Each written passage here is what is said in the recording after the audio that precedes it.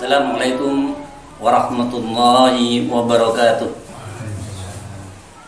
Alhamdulillah alladzi anzala as-sakinata fi qulubil mu'minin liyazdadu imanan ma'a imanihim.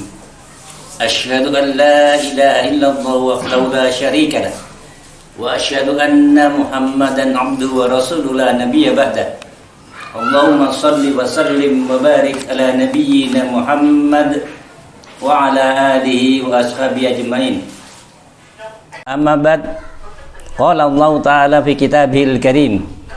A'udzu billahi minasy syaithanir rajim. Bismillahirrahmanirrahim.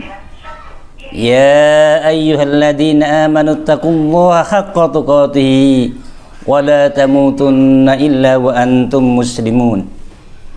Ya ayyuhan nasu taqu rabbakumul ladzi khalaqakum min nafsin wahidah wa khalaqa minha zawjaha wa batha minhuma rijalan katsiran wa nisaa'a wattaqullaha alladzi tasaaluna bihi wal arham innallaha kana 'alaikum raqiba.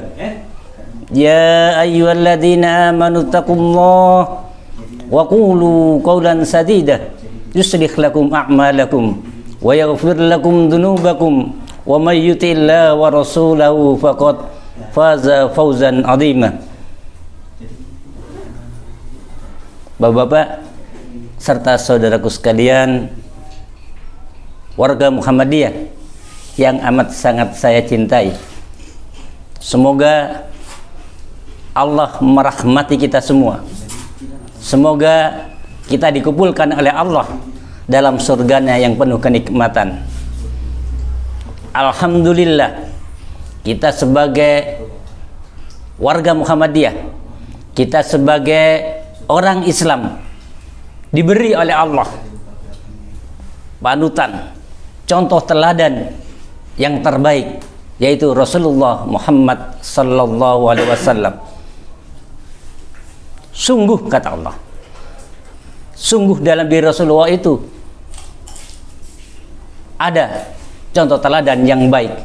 Oleh karena itulah kita sebagai pengikut beliau, kita sebagai umat beliau, dan juga kita sebagai warga Muhammadiyah perlu mencontoh beliau dalam berislam, dalam berdakwah, dalam menggerakkan organisasi ini. Yang pertama yang perlu kita contoh, bahwa Rasulullah itu dijadikan oleh Allah suri teladan, contoh teladan yang baik. Oleh karena itulah kita hendaknya mempersiapkan diri kita untuk bisa menjadi contoh teladan kita, menjadi contoh teladan saudara-saudara kita, menjadi contoh teladan umat kita, baik dalam lisan maupun dalam tingkah laku dan perbuatan. Ini penting, dan ini yang perlu kita utamakan. Bagaimana mungkin orang yang menyuruh sholat tapi dia tidak sholat? Bagaimana mungkin orang yang menyuruh baik tetapi dia tidak baik? Oleh karena itu, kunci utama keberhasilan adalah kita sebagai seorang pemimpin dalam sebuah organisasi, maka adalah contoh teladan. Yang kedua adalah kejujuran. Kita tahu bersama, Nabi sebelum diangkat menjadi Rasul, dia di kota Makkah diberi gelar adalah Al-Amin, orang yang dapat dipercaya. Kita bisa bayangkan, Nabi itu sudah mendapat gelar dari masyarakat Mekah menjadi Al-Amin. Begitu saja ketika Nabi menyampaikan dakwah, masih banyak manusia yang menolaknya. Jadi jujur itu sesuatu yang amat sangat penting.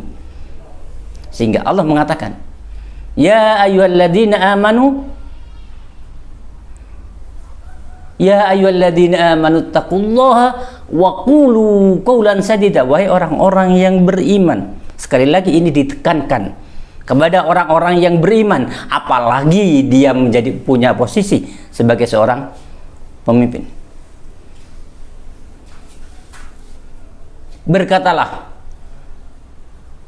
yang baik, bertakwalah kepada Allah, dan berkatalah yang baik atau yang jujur. Sekali lagi, kalau kita ingin menjadi pemimpin yang baik dalam organisasi apapun, maka selain contoh diri yang baik, perilaku yang baik, maka kejujuran itu juga sesuatu yang perlu ditekankan. Jangan sampai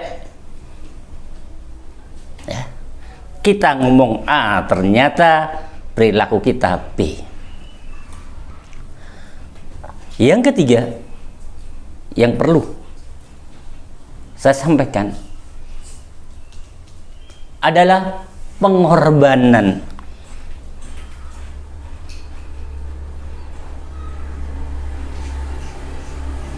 Yai Ahmad Dahlan ketika mendirikan Muhammadiyah pada awal-awal berdakwah, kita masih ingat, barangkali sudah kita baca juga berkali-kali, bagaimana beliau ketika menggaji guru sedang gajinya kasnya tidak ada, maka dia bahasanya yang terkenal di medsos adalah mukul kentongan. Dipukul kentongan sehingga umatnya berkumpul. Setelah berkumpul ditanya, "Wahai, ada apa?" "Ini gaji. Saya mau melelang harta-harta ini." "Untuk apa?" "Untuk membayar gaji guru-guru Muhammadiyah." Yang ketiga ini pengorbanan, itu penting. Sehingga beliau mengumpulkan semua harta bendanya dilelang. Dan masyarakat faham, insya Allah masyarakat sadar kalau orang itu sudah berbuat baik, orang itu jujur, orang itu mau mengorbankan dirinya, maka masyarakat tahu. Maka sumbangan yang terjadi justru sebaliknya. Begitu juga Nabi. Bagaimana Rasulullah yang ketika menikah dengan Khadijah mempunyai kekayaan yang 7 turunan. Hartanya ketika nikah dengan Nabi, maka harta Khadijah bisa dikatakan habis. Semua diserahkan kepada Rasulullah untuk berdakwah. Ini yang berat, tapi semuanya juga berat. Sehingga ada terkenal kata-kata Yai Ahmad Dahlan, hidupilah Muhammadiyah dan jangan mencari kehidupan di Muhammadiyah. Ini penting, khususnya sekali lagi bagi kader-kader atau calon-calon pemimpin. Pertama, keteladanan, contoh tadi. Yang kedua, kejujuran. Yang ketiga adalah pengorbanan. Dan pengorbanan sini tidak hanya harta benda, mungkin itu sekedar contoh, tapi pengorbanan waktu, pengorbanan macam-macam.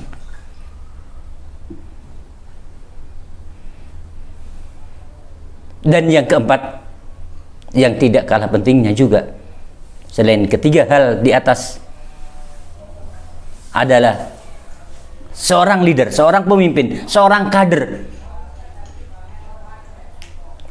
harus punya goal, tujuan, mau dibawa kemana ini. Ini penting. Mungkin kalau kita bermuhammadiyah, insya Allah sudah tahu. Tujuannya adalah membentuk masyarakat Islam yang sebenar-benarnya.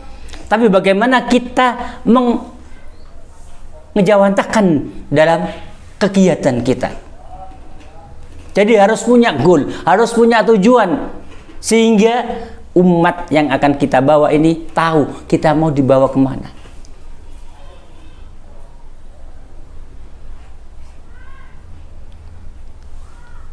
Walaupun kita ini bersama-sama, karena kita bersama-sama, kita bermusyawarah.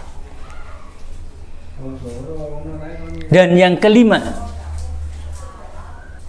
seorang pemimpin, seorang kader, selain punya goal yang ingin dicapai, dia harus paham tentang potensi apa ini? Teman-temannya yang lain.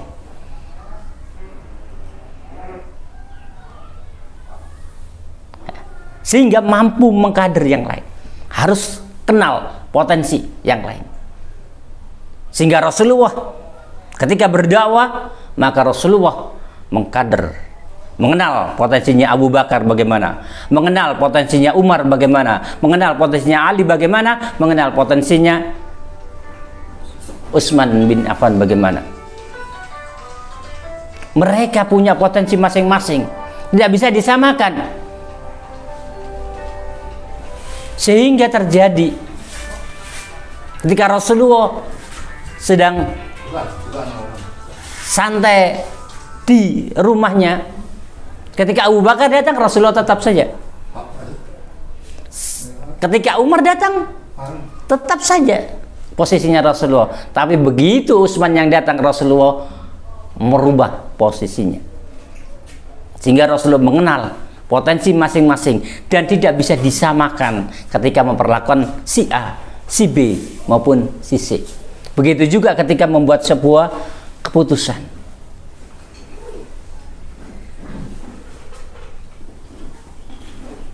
Dan yang terakhir, seorang pemimpin hendaknya mampu dan bisa memberikan kaderisasi. Dan sekali lagi, kelangsungan hidup sebuah organisasi terletak kepada sistem kaderisasinya. Ini barangkali menjadi masalah kita bersama, baik di tingkat pusat, di tingkat wilayah, di tingkat daerah, maupun di tingkat cabang, apalagi di tingkat ranting. Oleh karenanya, mari dalam sisa waktu periode organisasi ini, kita mencoba mengajak anak-anak muda untuk bisa menghidupkan ini. Saya bersilaturahmi di silaturahmi teman-teman pemuda, saya katakan itu. Ini penting dalam rangka untuk melanjutkan dakwah Islam lewat organisasi Muhammadiyah. Sekali lagi, ini sangat penting. Yang terakhir tadi saya tekankan bahwa kita perlu kaderisasi. Oleh karena itu, tolong, saya minta tolong, jangan diabaikan generasi muda itu. Jangan diabaikan pemuda itu. Terus kita support, kita dukung program-program anak muda, walaupun kadang-kadang namanya pemuda masih selewat sana, selewat sini. Kaderisasi yang dilakukan oleh Rasulullah, ada yang sama usianya dengan Rasulullah, ada yang jauh lebih muda, ada belasan tahun. Begitu juga waktu kemerdekaan Indonesia, Pak Karno, Pak Yai Ahmad Dahlan, Yai Hasyim, itu usianya masih muda-muda ketika mendirikan organisasi tersebut. Oleh karena itulah, yang terakhir ini perlu kita support agar organisasi kita bisa hidup dan terus berlanjut, walaupun kita nanti tidak jadi pengurusnya. Demikian yang bisa saya sampaikan. Semoga bermanfaat bagi kita semua dan bermanfaat bagi gerakan dakwah Islam lewat Muhammadiyah. Assalamualaikum warahmatullahi wabarakatuh.